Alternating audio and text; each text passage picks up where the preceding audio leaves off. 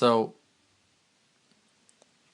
the thing that I find to be the strongest every time that I'm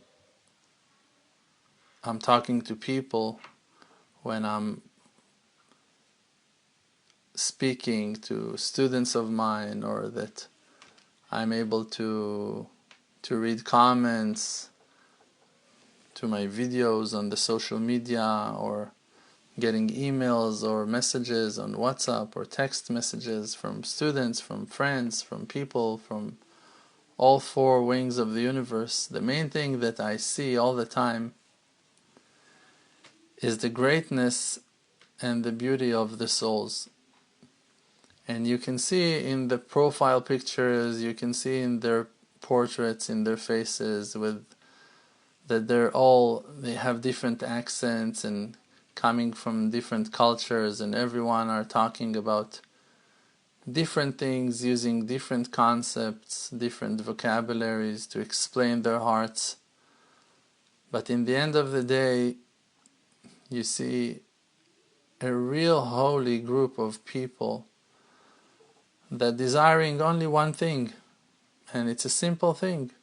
It's that everything will be good, that goodness will conquer the world, and that everyone will be happy, and that everyone will be safe, everyone will be healthy. And for a group of people like those, it's worth it to fight. It's worth it to sacrifice. It's worth it to work hard labor, till very late hours, to answer those messages and to look for the right advice, to assist them in their struggles, in their pain, to help them to attach themselves to the Creator from the place that they are at, to remove all kinds of criticism and negative, critical ways of thinking from them, because people very fast are judging themselves and blaming themselves and falling to that sadness and depression that is the outcome of a low self-esteem because of rebukes of life and twisted and bent teachings that we all heard during our lives. But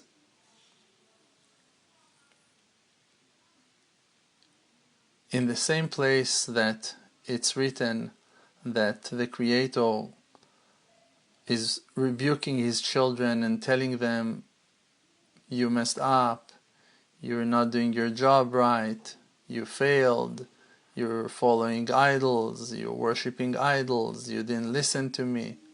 In the same place that He's rejecting His children and rebuking them and sending them to the exile, in the exact same place it's written, you are the children of the source of life, of the live God, Bnei El Chai.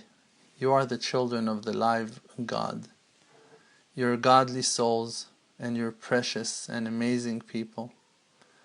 And the souls are so holy and so precious, so gentle and so nice and so kind and so merciful, so generous and so lovely and so naive and so simple and so bright and so amazing. And it's easy for you to look at others and say, oh wow, look at that precious soul, he's so amazing, she's so nice, they're so beautiful, they're so great.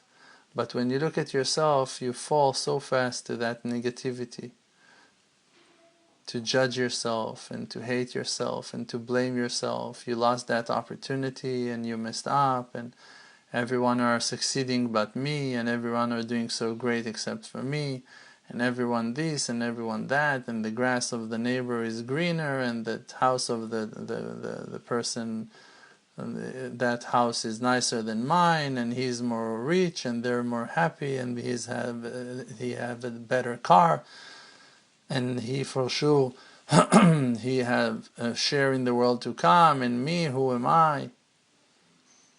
all that negative mindset is the work of the Yetzer Hara, of the evil inclination. And the main work, and the main fight, and the main battle that we need to fight against every moment of our lives is to be happy with our share, is to be happy with who we are. Because the verse is saying that people are Chelek Eloka Mima'al. We have a share that is godly inside of us. And another verse that is talking about that share is saying, Ki Chelek Adonai Amo. The share of his people is him. Means that that portion of godliness that you hold inside of yourself is God himself. It's not a portion of godliness. You cannot cut God. You cannot put God into boxes. It's a spiritual thing that He made a place inside of our hearts for Him to live inside of us. Asuli mishkan v'shachanti betocham. Make a temple inside your own hearts, and I'm going to live inside of you. And another verse is saying, Betoch ami anochi yoshavet. Inside my people I live. And the Creator fills your heart. The Creator is your soul. He is life itself. That's why one of His names is Chei HaChaim. Life itself. That's who He is. And as long as you're alive, God lives inside of you. And when God lives inside of you, how can you criticize yourself and blame yourself and hate yourself? When your true self is the godly portion of heavens that lives inside of you. And you are that beautiful portion, those amazing shades of colors, those amazing beautiful talents, that sensitivity and that sense of humor, that amount of knowledge and the ability to understand, those wonderful senses and that clear mind.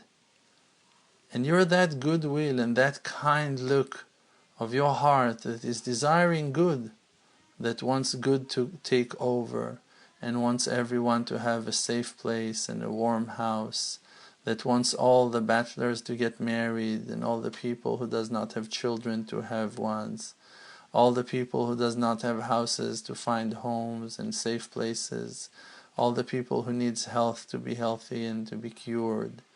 You are that godly soul, you are that spark of goodwill that lives inside of you. And you need to let that spark out to the light. You must force yourself to be the expression of that goodness that is treasured inside of you. And that is the godly portion of the Creator that had been given to you as a holy chariot, as the holy servant of God, to carry among the rest of His children, to remind yourself and them what you're made of. And you need first of all to remember who you are. Because if you don't remember who you are, how can you go and teach other people who they are? When you don't know yourself, when you still criticize yourself for the color of your hair, for the thickness of your eyebrows, for the measure of your shirts, or the size of your shoes, while judging and criticizing yourself for things that you didn't have no control over. You don't have no control over who you are and where you came from and what family you belongs to and in which community you brought out to the world and where you were educated. You don't have no control on those details of the structure and shape of your life. There is only one thing in your hand, and it's the free choice to choose right. And you know, in the holy language of Hebrew, when you say free choice, you call it bchira. And bchira, that's choice, is a word that many things, many holy things are being called in that way. You have Bet HaBchira, the house of choice, of free choice. That is a name for the temple. That is the house of Hashem. It's the chosen place. And also, it's called Bet HaBchira, like I said. And also, Ha'am HaNivchar, the chosen nation. It's also a quality that the Creator Himself chose the most humble people on earth to serve Him and to be those messengers of light to reveal His loving kindness to the rest of the world, to the rest of the nations. And also the Mashiach, the Messiah, He is Bechir Hashem. He is the chosen one. He is the one that the Creator chose to speak out to the world the Creator's wisdom in the clearest way, in the brightest way, in the most simple way, for everyone to understand, for everyone to get the message that the Creator is trying to pass for decades. So when you have the free choice, you actually have an opportunity to attach yourself to the temple and to the nation of Israel and to the true Messiah. And you can become a chosen one by choosing yourself, like that it's written, במקום שאין איש, השתדל להיות איש. If there is no person around you to do your job, you should do that job. And you should choose yourself to do good with your time, to use your talents and your abilities, the treasures that you've been blessed with by the Creator, to use them for the noble cause, to shine the light to the nations, to the rest of the world, for everyone to recognize the sparks of their own souls as well, and to join powers together on that mission to reveal another godly portion and another godly spark, and together that light will join and will wash the world with the true knowledge, knowing the Creator, understanding His greatness and our greatness as His beloved ones. And may our self-esteem rise and shine for us to recognize the good that is treasured inside of us, because the Creator and His people and the Bible, the Torah, is one, and inside of us there is that unity between the nation of Israel and the Torah and God. It lives inside of us, and we should just allow ourselves to express that godliness that is treasured and shining within, and not to be scared to express our love and our good attributes among our loved ones. May the Creator bless us all as one to be positive, happy and healthy always, not to lack a thing, and to rise and shine and to bring the complete redemption with great joy and satisfaction. Amen. שום דבר כבר לא יעצור